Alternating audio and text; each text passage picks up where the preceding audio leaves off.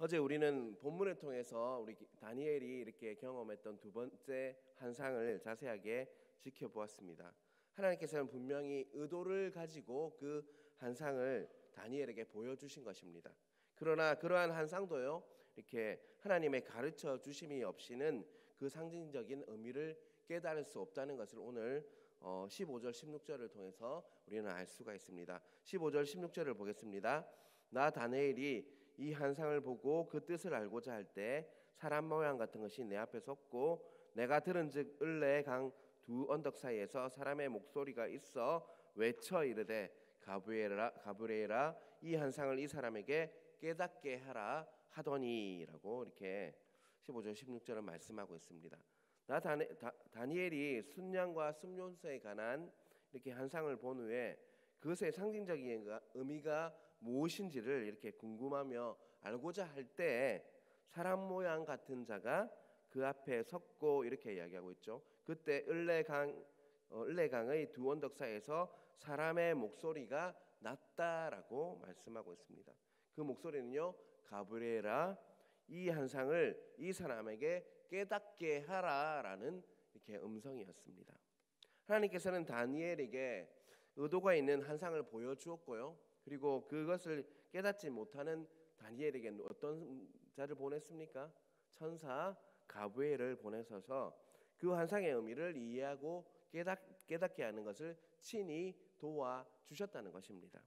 이와 마찬가지로 하나님께서 우리에게 무언가를 말씀하려 하실 때는요, 천사를 보내셔서라도 친히 도와주시고 또 그것을 온전히 깨닫게 하시는 바로 우리를 도우시는 에베네셀의 하나님이라는 것을 이 본문을 통해서 우리는 깨달아야 할 것입니다.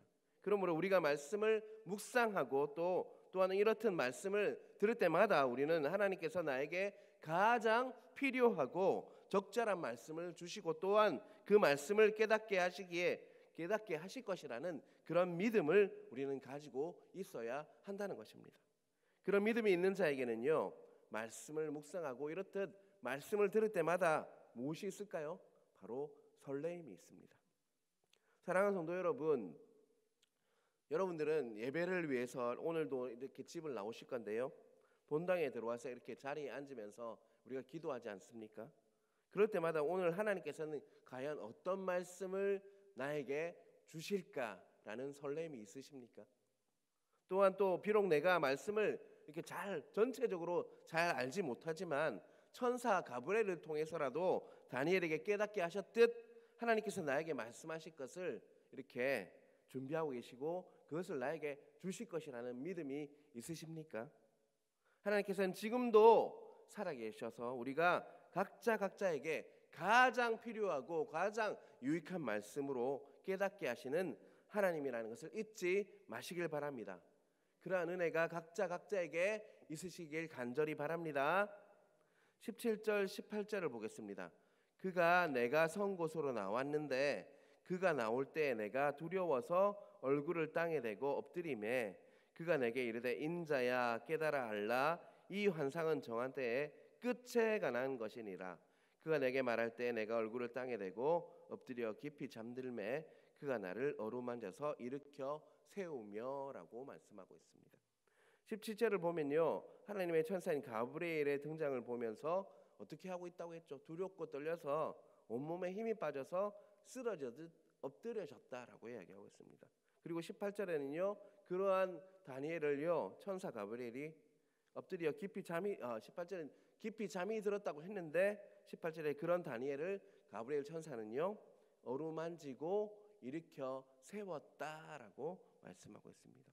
일으켜 세우며로 이렇게 번역되어 있는데요, 이렇게 원문을 통해서 다시 보면 이런 뜻입니다. 그가 나를 내가 선 곳에 세웠다. 일으켜 세우다는 말은요, 내가 선 곳에 다시 세웠다라는 뜻이 있습니다. 가브리엘이 땅에 엎드려 있는 다니엘에게 다가가서 그를 이렇게 안아주고 엎드려 어루만지면서 일으켜서 어떻게 했다는 거죠? 원래 서 있던 그 자리에 세웠다라는 뜻입니다. 일으켜 세우다는 말은요.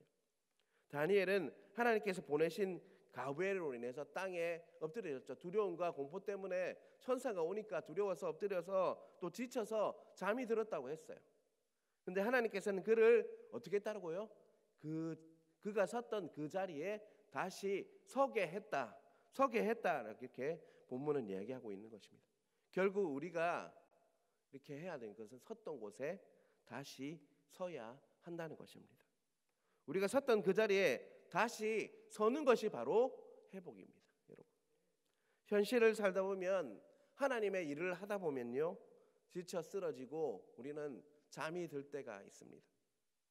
하나님께서는 가브리엘과 같은 천사를 보내셔서도 하나님의 힘과 능력으로 임하셔서 어떻게 한다고요? 우리를 어루만져 주시고 또 우리를 다시 일으키셔서 우리가 서 있던 그곳에 서게 하시는 분이 바로 우리 하나님 되신다는 것입니다. 그것이 바로 하나님으로부터 오는 회복이라는 것을 잊지 마시기 바랍니다. 그러한 회복이 각자에 있으시길 간절히 바랍니다. 19절을 계속해서 보겠습니다. 이르되 진노하시는 때가 마친 후에 될 일을 내가 내게 알게 하려니 이 한상은 정한 때 끝에 관한 것임이라 라고 말씀하고 있습니다. 가브리엘은 다니엘이 본 한상이 어디에 대한 말씀이라고요? 끝날 정한 때의 끝이라고 이렇게 강조하고 있습니다. 이렇듯 끝날이 뭐죠? 종말을 강조하는 것은요, 이것을 깨닫게 하기 위함입니다. 무엇을 깨닫게 하기 위함이냐면 바로 우리 사는 시대가 종말의 시대이기 때문에 현재 겪고 있는 고난과 괴로움이 영원하지 않음을 강조하고 있다는 것입니다. 지금 극심한 고통이 또 하나님의 백성에게 있다 할지라도 반드시 그날에는 무엇이 있단 말이죠? 끝이 있다라고 말씀을 하고 있다는 것이죠. 그래서 끝날을 강조하는 것입니다. 사랑하는 성도 여러분, 우리가 겪는 고난과 힘듦은 영원합니까? 영원하지 않다는 것입니다. 지금 비록 극심한 고통이 있다 할지라도요, 반드시 그날은 끝이 있다는 것입니다. 그 끝을 믿으심으로 모든 고난 속에서도요, 하나님께 찬양과 감사하는 것, 우리 추수감사주일이 다가오지 않습니까? 찬양과 감사하는 것을 잊지 않으시는 여러분 되시길 간절히 바랍니다. 20절에서 22절을 보겠습니다.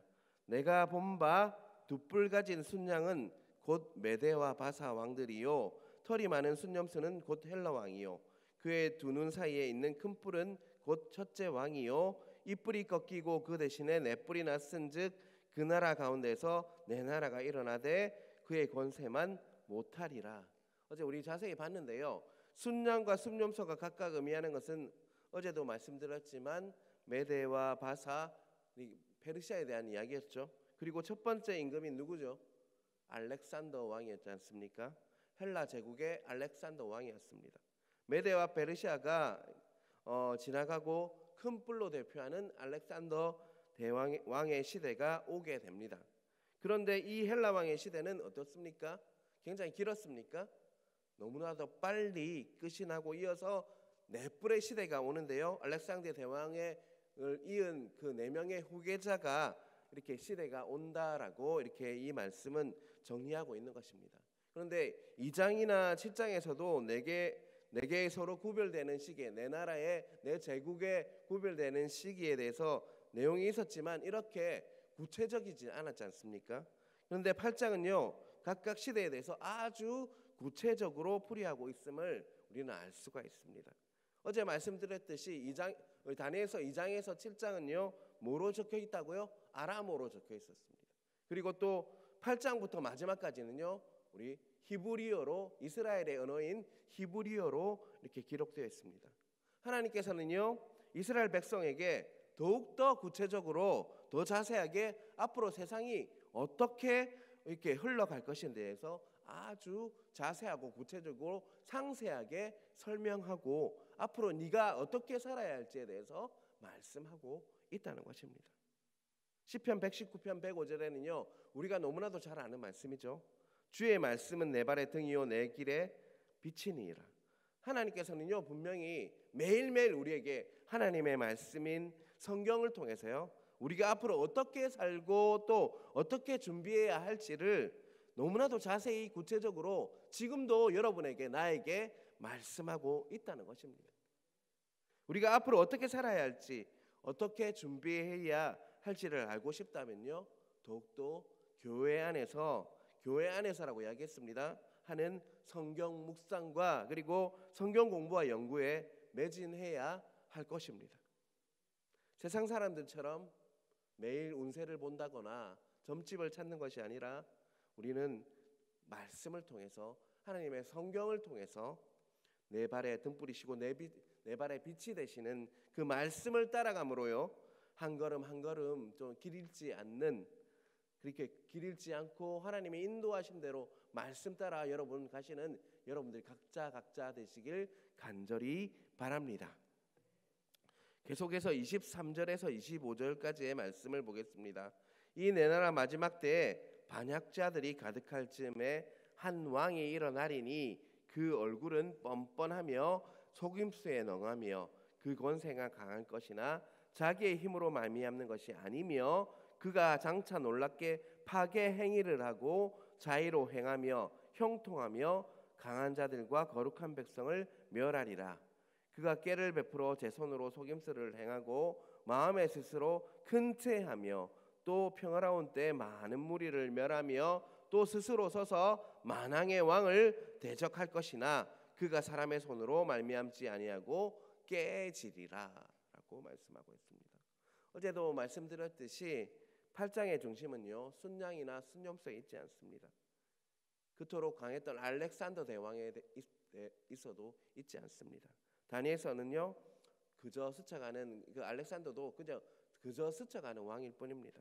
다니엘스가 8장을 통해서 이렇게 초점을 두고 있는 바로 왕은요, 바로 오늘 안티쿠스, 어제 4세라고 했죠. 안티쿠스 4세에 집중하고 있습니다. 그래서 히브리어로 자세하게 앞으로 이런 왕이 나올 건데 너희들 정말 기도 많이 하고 준비해야 해라고 말씀하고 있는 것이죠.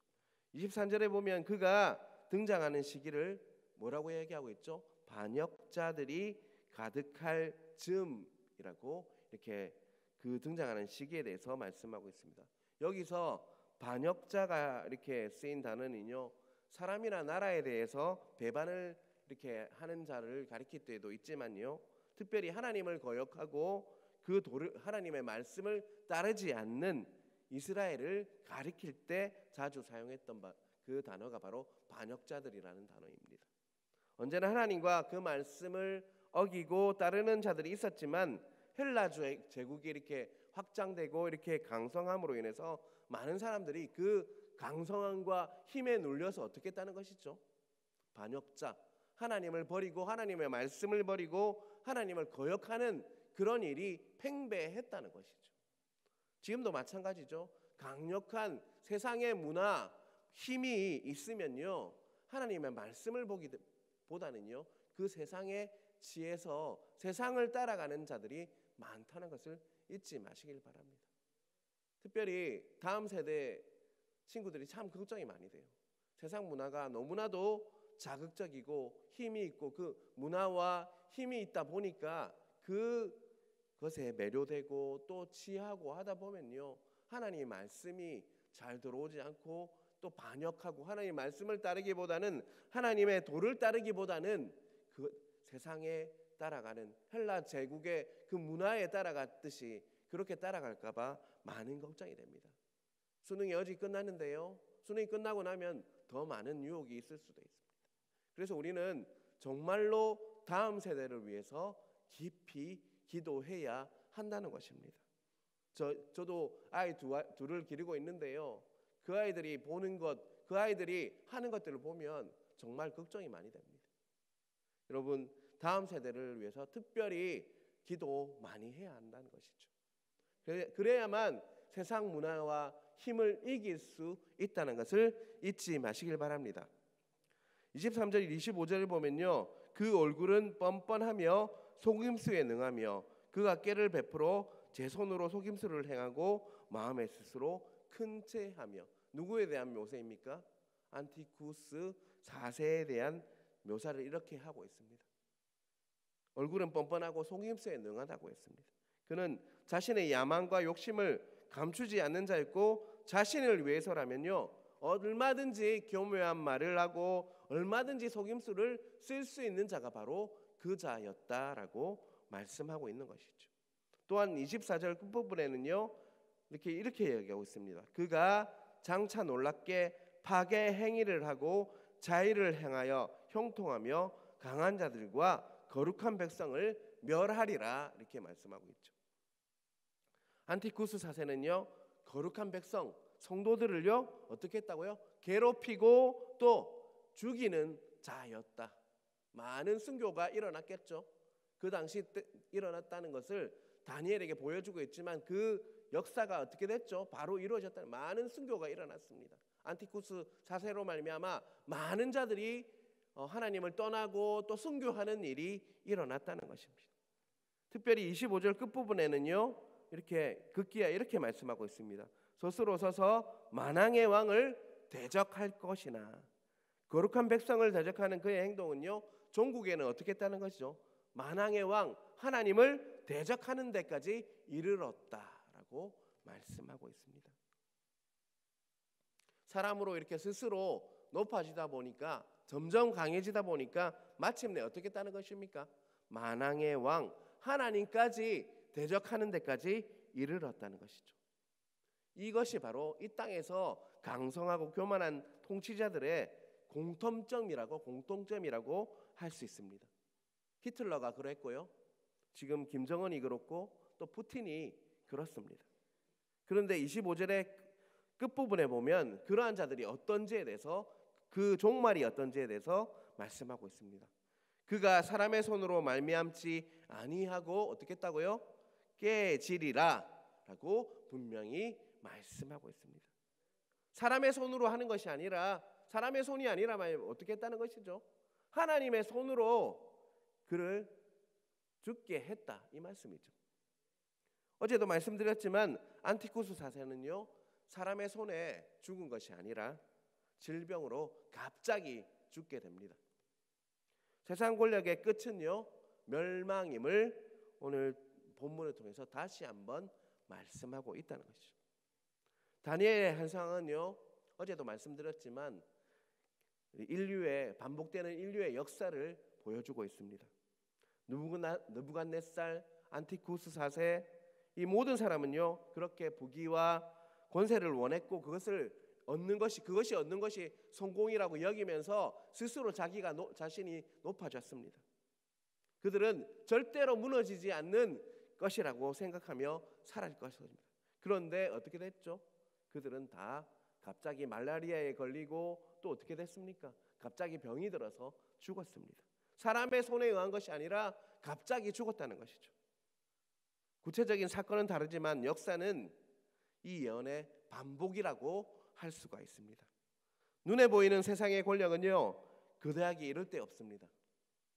그 앞에서 그리고 우리 교회는요 초라하기 짝이 없습니다. 세상을 보면요 교회는 아주 초라한 것 같이 여겨집니다. 하지만 그 거대했던 세상은요 어떻게 됐습니까? 반드시 망하고 말았습니다. 그렇지만 교회는요 주님이 오실 때까지 영원할 것입니다. 말세지만 끝 중의 끝인 요즘 다니엘서의 역사는 앞으로도 계속될 것입니다. 하지만 우리가 붙잡아야 할 것은 세상의 권세나 부귀영화가 아니라 바로 만왕의 왕이신 예수 그리스도가 되심을 다시 한번 깨달으시길 바랍니다. 그래야지 어떠한 고난과 역경이 와도 흔들리지 않는 여러분으로 설 수가 있다는 것을 잊지 마시길 바랍니다. 마지막으로요 참 중요한데요 27절을 한번 같이 읽겠습니다. 이에 나 다니엘이 지쳐서 여러 날 앓다가 일어나서 왕의 일을 보았느니라. 내가 그 환상으로 말미암아 놀랍고 그 뜻을 깨닫는 사람도 없었느니라 라고 말씀하고 있습니다. 이 환상이 얼마나 놀라운 환상이었는지 다니엘이 지쳐서 여러 날 어떻게 했다고요? 알았다라고 이야기하고 있습니다. 그런데 앓는 것에 그친 것이 아니라 일어나서 왕의 일을 보았다라고 분명히 말씀하고 있습니다. 사랑하는 성도 여러분, 끝날 종말에 대한 이야기, 하나님의 언약 백성이 고난에 이렇게 던져져서 모진 고난을 통과하는 이야기, 그리고 기적같이 사람의 손으로 하지 않고 하나님이 개입하셔서 백성들을 살리신 그 영광스러운 이야기를 다 듣고 나니까 다니엘이 어땠겠다는 것입니까? 몸이 견딜 수가 없어서 여러 날을 어떻게 됐다고요? 눕게 되었다라고 말씀하고 있습니다. 그런데 여러분, 아주 중요한 부분이 나옵니다. 다니엘이 지쳐서 여러 날 앓다가 어떻게 했다고요? 일어나서 왕의 일을 보았다. 계속 왕의 일을 계속적으로 보았다라고 분명히 27절은 말씀하고 있습니다. 이것이 바로 기독교 신앙의 경건의 핵심입니다. 분명히 다니엘은 종말을 분명히 하나님께서 환상을 주셔서 정말 자세하고 구체적으로 보았습니다. 그 고난이 어떤지, 얼마나 핍박을 하는지 보았다는 거죠. 그런데 어떻게 했다고요? 일어나서 계속적으로 일을 보았다라고 분명히 본문은 이야기하고 있습니다. 성경 어디에도 주님이 오심이 가깝기 때문에 모든 일을 다 팽개치고 산에 들어가서 흰 옷을 입고 기다리라라는 말은 없습니다. 비록 내일 당장 주님의 재림이 올지라도 하나님께서 위탁해 주신 그 주님의 자녀들을 잘 양육하고요, 또 사랑하는 남편과 아내를 잘 섬기고 사랑하고, 또 각자 허락하신 그 일터에서요 하나님을 사랑하고 섬기는 그 현장을 하나님께서 원하신다는 것입니다.